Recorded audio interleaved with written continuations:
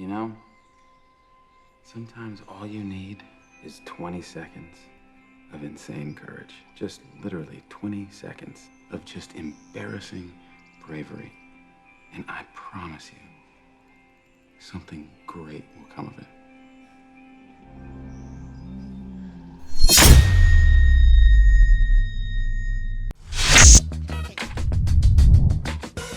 Alright, last week I got a really good response from you guys about the format of that video, and it seemed to help you guys out a lot. I'm going to finish it because I got a ton of questions last week, so I'm going to hopefully answer them today. Questions I kept getting were, when do you move the run, grip, pull, standards, all that stuff, etc. It's like, I know where to hold now, thanks for the video, but I don't know when to make adjustments. So this video is going to be called Pole Vault Adjustments. Let's kind of do what we did last week with the whole flippy doodad thing. Pole vault adjustments.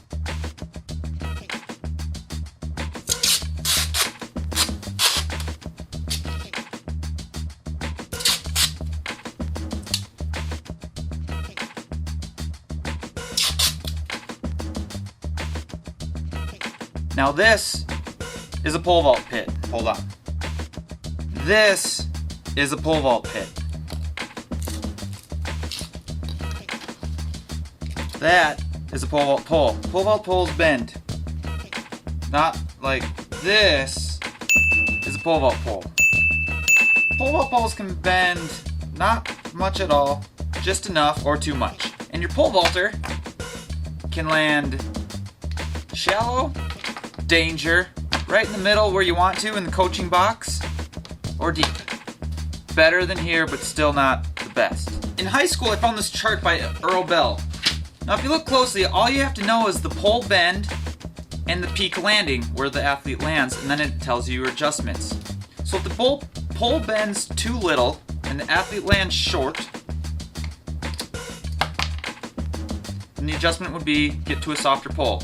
And you can do that for everything on the list. So let's do the opposite side of the spectrum. The pole bends too much, the athlete lands deep, and you grab a stiffer pole. Simple, right? Now, Steve White has a chart which pretty much does the exact same thing. Where the pole vaulter landed and how much the pole bent. The only thing we're adding different, instead of standard changes, we're adding length of your run. Because the way I coach, and my coaching philosophy has to do with, I would like to adjust the jump around the bar instead of adjust the bar around an ugly jump, if that makes any sense. So I kind of like to pick where the standards go and adjust my jump around that, unless it's really off, and then you have to move the standards. So let's see how Steve White's works. I always think it's easier if you color code it.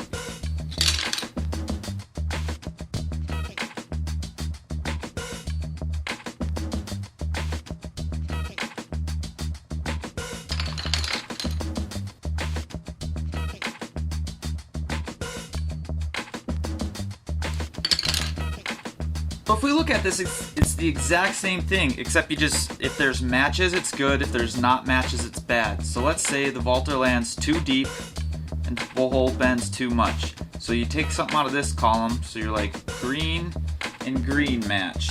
Or, well, you could shorten the approach and shorten the approach. These options both work for this scenario.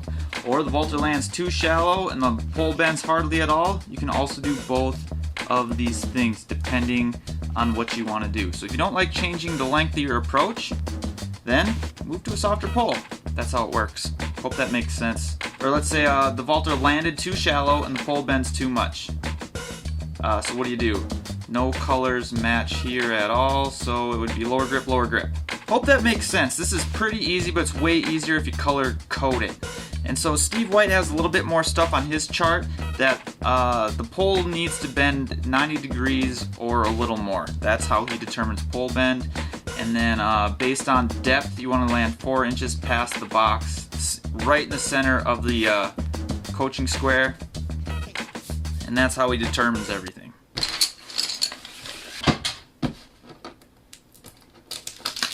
I put this guy with Earl Bell's chart on my Instagram if you guys want to go download that. I will leave a link to... I just threw all my stuff on the ground. To to Steve White's chart in the description as well if you guys want to download that. It's also on his website, flightdeckathletics.com.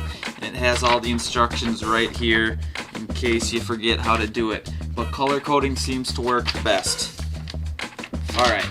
I hope that helped, and I hope that clarified a bunch of confusion in a lot of the emails I got. So if that makes sense and you think it could help your coach or you or anybody, please share the video and it could help me out a lot. See you later. Bye. So to have this make sense, if this is a 14-150 and this is a 13-170, the very top of the pole is a 13-170, the very top of this pole is a 14-150. According to the math, these are the exact same pole.